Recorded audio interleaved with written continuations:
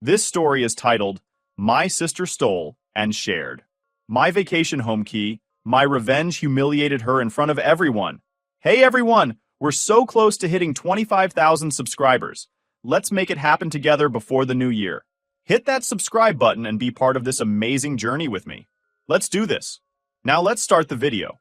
OP starts by saying, I'm 39 now, and after years of saving and working overtime, I finally managed to buy a cozy little place in a peaceful area a few years ago. It's nothing extravagant. 2 bedrooms, a small living area, and a backyard that's perfect for morning coffee or an evening barbecue. But to me, it's everything. A place to unwind, recharge, and escape from the chaos of everyday life. My younger sister Sarah is 31 and married to Jake, who's 34. They have 3 kids under the age of 5. And honestly, I don't know how they manage.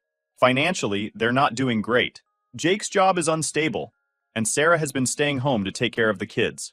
Every time I visit her, she looks exhausted, like she hasn't slept in years. I'll admit, we've never had a perfect sibling relationship, but I've always felt a certain responsibility to look out for her. Maybe it's the older sister instinct, or maybe I just felt bad seeing how stressed she was. One day we were chatting on the phone, and Sarah casually mentioned how much she wished she could take a vacation. She wasn't even asking me for anything, just venting. But I got this idea in my head. Why not let her use my vacation house? It wasn't being used that week, and I figured it could be a nice break for her and her family. I mean, the house just sits there most of the time when I'm not using it, and it wouldn't cost me anything to let her stay. So, I offered. Sarah, why don't you and Jake take the kids to my vacation house for a few days? I said. It's quiet. The backyard is fenced in for the kids, and you won't have to spend a dime. Just clean up before you leave. At first, she was hesitant. Are you sure? I don't want to intrude or anything, she said, but I could hear the excitement creeping into her voice. Of course I'm sure, I replied. You deserve a break, and the kids will love it there. By the end of the call, she was practically glowing through the phone. She thanked me a dozen times and promised they'd take good care of the place. I handed her the keys the next day, wished her a good trip, and felt pretty good about myself. Helping family feels good, right? The week passed, and they returned from their little vacation looking more relaxed than I'd seen them in years. Sarah thanked me again, and Jake even offered to pay for a tank of gas as a token of appreciation, which I politely declined. When I checked the house later, everything seemed fine. Clean, nothing broken, no red flags. I patted myself on the back for doing something nice, and didn't give it another thought. That is, until a few weeks later. I was in the middle of a lazy Saturday morning when I got a call from my aunt, Karen. Now, Karen is the kind of person who's always up for a spontaneous adventure, but she rarely calls me directly. So, when her name popped up on my screen, I answered, curious. Hey Karen, what's up? I asked. Oh, not much, she said cheerfully. I just wanted to let you know I'm heading to your vacation house today. I can't thank you enough for letting me use it. I froze. Excuse me? Your vacation house, she repeated, like it was the most normal thing in the world. Sarah gave me the keys. She said it was fine, so I figured I'd take a little weekend trip. My heart started pounding. Sarah gave her the keys? I hadn't spoken to my aunt about using the house. Hell, I hadn't even given her the address. How did this happen? Karen, I said, trying to keep my voice calm. When did Sarah give you the keys? Oh, a couple of days ago. She mentioned she made an extra set after their vacation and thought it would be nice for family to have access. Isn't she sweet? Sweet! I wanted to scream. Instead, I muttered something vague about needing to check my calendar and got off the phone as quickly as I could. My head was spinning. Sarah had made copies of my keys? Without asking? And then handed them out like she was in charge of my house? I couldn't believe it. I mean, who does that? I was furious, but more than that, I felt betrayed. I had trusted her with something important, something I worked hard for, and she had completely disrespected me. I spent the next hour pacing around my apartment, trying to figure out what to do. Part of me wanted to call Sarah immediately and demand an explanation. Another part of me wanted to drive to the vacation house, confront Karen, and take the keys back on the spot. But I decided to gather more information first. I started by calling my cousin Lisa, who's always up to date on family gossip. Hey Lisa, random question. Has Sarah mentioned anything about my vacation house to you? Oh yeah, she said, like it was no big deal. She said you're super generous for letting the family use it. She even offered to give me a set of keys in case I wanted to stay sometime. I had to bite my tongue to keep from screaming. Did she actually give you keys? Not yet. Lisa replied. I told her I'd let her know if I ever needed them. That was the final straw. Sarah hadn't just made an extra set of keys, she was distributing them, turning my private getaway into some kind of family timeshare. The audacity was mind-blowing. By the time I hung up the phone, I was seething. This wasn't just a misunderstanding or a small mistake. This was entitlement on a level I couldn't wrap my head around. Sarah had taken my kindness and stomped all over it. Something had to be done, but I knew I needed to calm down before confronting her. That night, I lay awake in bed, replaying the situation over and over in my head. How could she think this was okay? Did she really believe she was doing me a favor by giving my house away? The more I thought about it, the angrier I got. But I also realized something else. Sarah's actions said more about her than they did about me. She was greedy, entitled, and had no respect for boundaries. I decided then and there that this wasn't going to end with a simple conversation. No, Sarah needed to understand just how badly she had messed up, and I was going to make sure she never pulled a stunt like this again. The next morning, I woke up with one thought in my head. I need to confront Sarah. I couldn't let this slide. She had not only broken my trust, but blatantly disrespected my boundaries. It wasn't just about the vacation house, it was about her complete lack of consideration for me and my property. I called her right after breakfast. She picked up on the second ring, cheerful as ever, like she hadn't just turned my house into a family hotel. Hey, big sis, what's up? She said, sounding oblivious. Sarah, I started, keeping my voice steady. We need to talk. Why does Aunt Karen have a key to my vacation house? There was a pause. Then she let out a nervous laugh. Oh, that. Yeah, I gave her a set. I thought it'd be nice for her to have a little getaway. You thought? I snapped, unable to hold back. You made a copy of my keys without asking me, and then gave them to someone else? Are you serious right now? Her tone shifted instantly. Whoa, calm down. It's not that big of a deal. It's family. I figured you wouldn't mind. You figured wrong, I shot back. That house is my property, Sarah. You had no right to do that.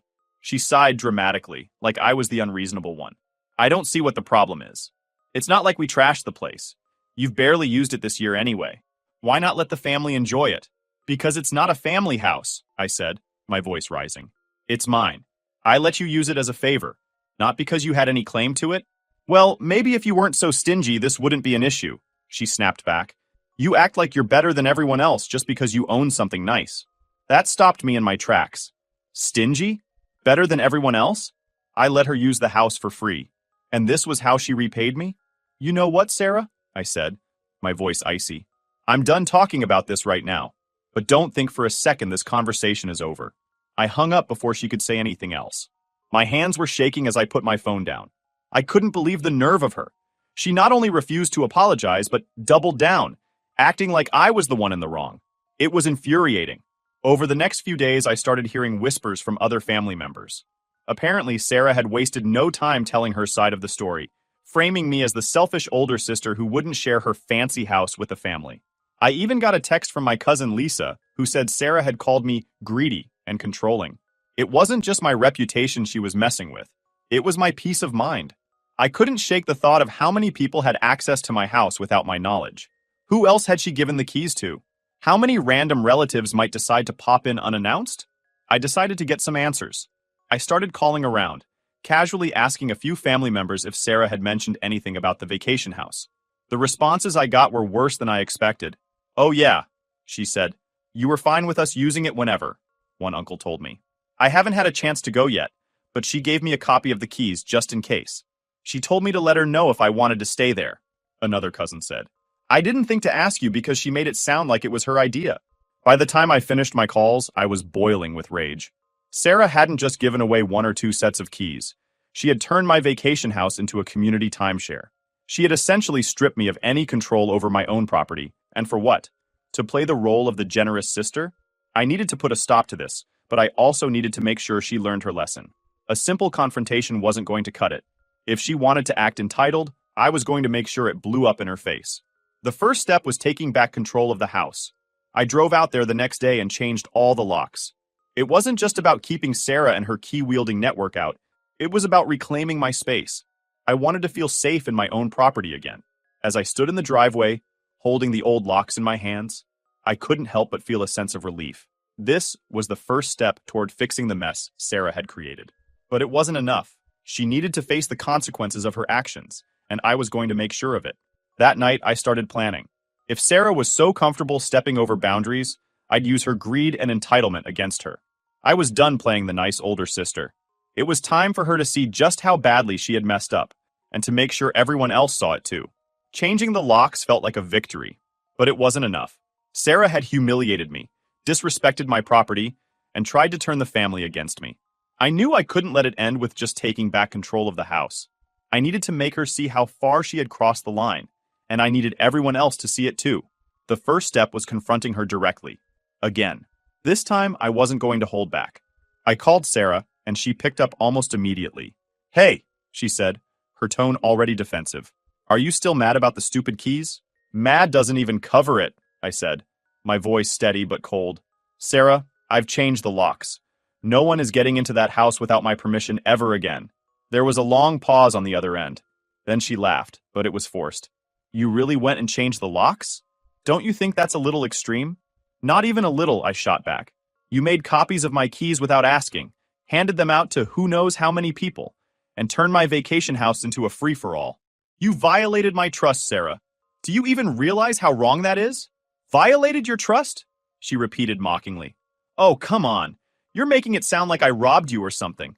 It's just a house, and it's not like anyone did anything to it." "You don't get it," I said, trying to keep my temper in check. "It's not your house. You don't get to decide who stays there. I let you use it out of kindness, and this is how you repay me? By treating it like it's yours to give away?" Sarah huffed. "You're blowing this way out of proportion. It's not like I charged anyone to stay there. I was just trying to help the family." "Help the family?" I snapped. "You mean by going behind my back and acting like you own something you don't? Do you have any idea how many people have called me, assuming they can just waltz into my house because you gave them a key?" Her tone shifted, defensive and sharp. "Well, maybe if you weren't so selfish, this wouldn't even be an issue. It's not like you're using the house all the time. What's the harm in letting family enjoy it?" That was it. I had tried to reason with her, but she wasn't listening. Her entitlement was off the charts, and I realized she didn't feel the slightest bit guilty for what she'd done. If anything, she thought I was the problem. "You know what, Sarah?" I said, my voice calm and icy. "I've had enough of this conversation. You crossed a line, and you're going to face the consequences." "What's that supposed to mean?" she asked, but I didn't answer. I hung up and took a deep breath. It was time to move on to the next phase of my plan. Later that evening, I started setting the trap. If Sarah wanted to act like the queen of generosity, I was going to give her a chance to dig herself even deeper. I sent her a text. "Hey, I've been thinking about what you said, and maybe you're right. Maybe I have been too protective of the vacation house. Let's talk tomorrow. I have an idea I think you'll like." She replied almost immediately. "Finally. Glad you're coming around. Let me know when you want to chat." The next day, we met at a coffee shop. I pretended to be apologetic, telling her I realized I might have overreacted and that I wanted to make things right. "I've been thinking," I said, "and maybe the house could be more of a family resource, but we'd need some rules." She perked up at that. "What kind of rules?" "Well," I said, leaning in like I was sharing a big secret, "I was thinking about offering a family rental program. I'd charge a small deposit, just enough to cover cleaning fees and maintenance, so everyone can use it without any issues. You'd be the first to get access, of course, since you've already used it." Her eyes lit up. "Really? That's so generous of you. But there's one catch," I said. "If I do this, I need to know everyone will follow the rules. I can't have people making copies of the keys again or letting just anyone stay there. So, to show you're serious, I'd need a small commitment up front. Say, $1,000. Sarah hesitated for a moment, but then her greed got the better of her. $1,000? That's it? That's it, I said. It's just to show good faith. Once we set up the program, you'll be reimbursed, and you can use the house whenever it's available." She grinned.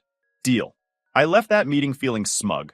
I knew Sarah couldn't resist the idea of having first dibs on the house, and I knew she'd fall for the family rental scheme without a second thought. Now, all I had to do was wait for her to take the bait. Sure enough, a few days later, Sarah sent me the deposit. I let it sit in my account, untouched, while she started bragging to everyone in the family about her special deal. She made it sound like she was the mastermind behind the whole thing, telling people how she had talked me into sharing the house and secured exclusive access for herself. She even hinted that she could help others get in on the deal, for a price, of course. I didn't stop her. The more she bragged, the better the payoff would be. By the time she finished spinning her story, the family was buzzing about how generous Sarah was, and how I'd finally come around to her way of thinking. Little did they know, the real fireworks were about to begin. Sarah had no idea what was coming. She was riding high on her little ego trip, bragging to the family about how she convinced me to share the vacation house. It was nauseating, but I let her have her moment. After all, the higher she climbed, the harder she'd fall. Meanwhile, I started laying the groundwork for the grand reveal. I reached out to a few key family members who were closest to Sarah, the ones who'd believe her nonsense without a second thought. I casually mentioned that I was re-evaluating how the vacation house was used, hinting that Sarah's suggestions had pushed me to make some big changes. Of course, I didn't mention the rental program she thought she'd masterminded. I just let them assume she was helping me make the house more accessible. By the time I was done planting the seeds, Sarah had unknowingly set herself up as the face of the vacation house drama. She loved the attention and leaned into it, even telling people that she'd negotiated the rules so the house could stay in the family. It was almost impressive how far she was willing to go to make herself look good. Almost. Then came the family barbecue, the perfect stage for the big reveal. The day of the barbecue, I arrived early to help set up. Sarah was already there, surrounded by a few cousins, holding court like she was royalty. She shot me a smug smile when I walked in, clearly convinced she'd won. As the afternoon went on, I waited for the right moment. It came after lunch, when most of the family was gathered around the picnic tables, chatting and laughing. I stood up holding a glass of lemonade and tapped my fork against it to get everyone's attention. "Hey everyone," I said, smiling. "I just wanted to take a moment to thank Sarah for everything she's done to help with the vacation house situation." Sarah's face lit up. She clearly thought I was about to shower her with praise. "You've really gone above and beyond," I continued. "You've given out keys, made up your own rules, and even created this amazing family rental program idea." There were a few confused murmurs from the crowd. Someone asked, "Rental program?" "Oh, you didn't know," I said, feigning surprise. "Sarah's been telling everyone about how she convinced me to let the family rent the house. She even sent me a $1,000 deposit to secure first dibs." Now the murmurs turned to whispers, and Sarah's smile started to falter. "Well, it was just a suggestion," she stammered.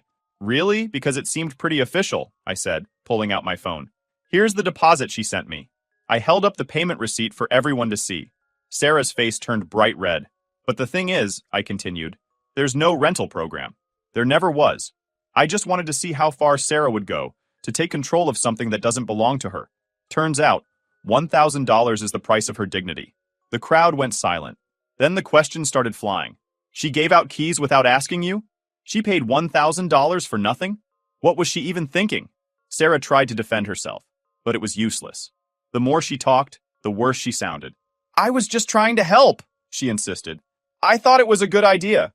"Help?" I said, my voice sharp. "You mean by disrespecting my property, turning the family against me, and acting like you're in charge? That's not helping, Sarah. That's entitlement."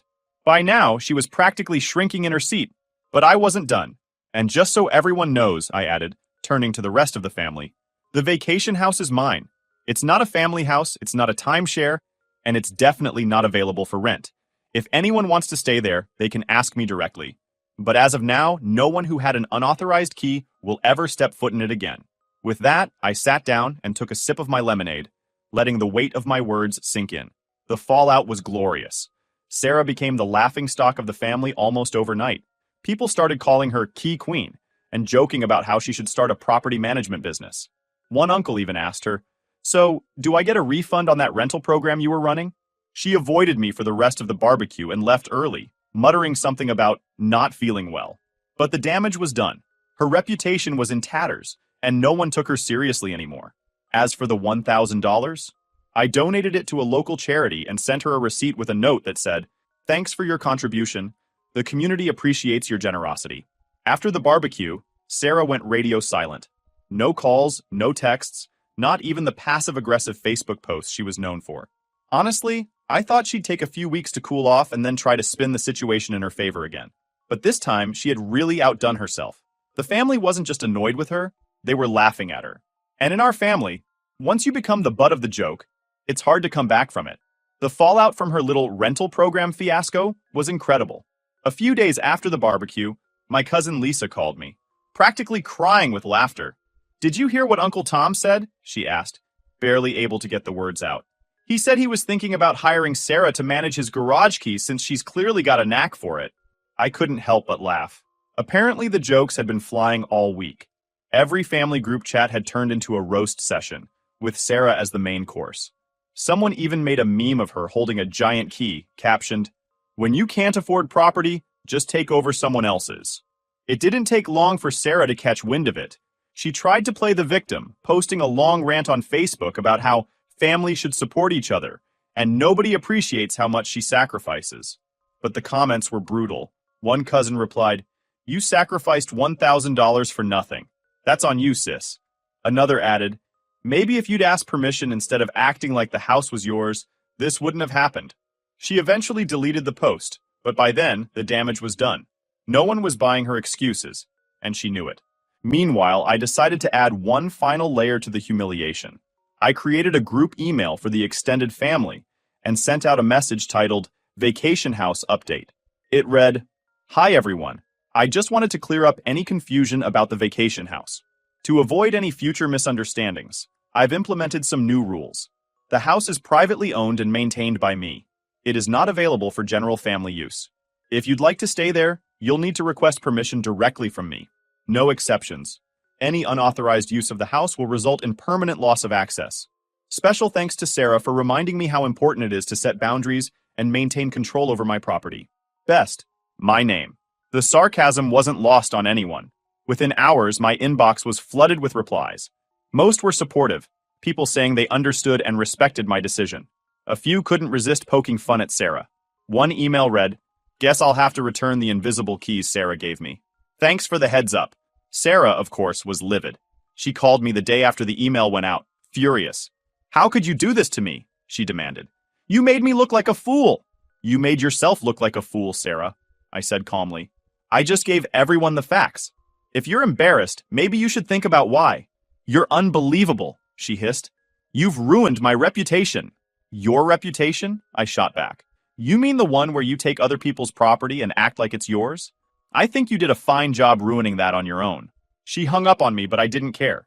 For the first time in weeks, I felt completely at peace. The house was mine again, and Sarah had been put firmly in her place. The jokes didn't stop, though. Months later, at a family holiday party, someone brought up the vacation house again. "So, is Sarah still running her rental business?" one cousin quipped, grinning. Sarah glared at him but didn't say a word.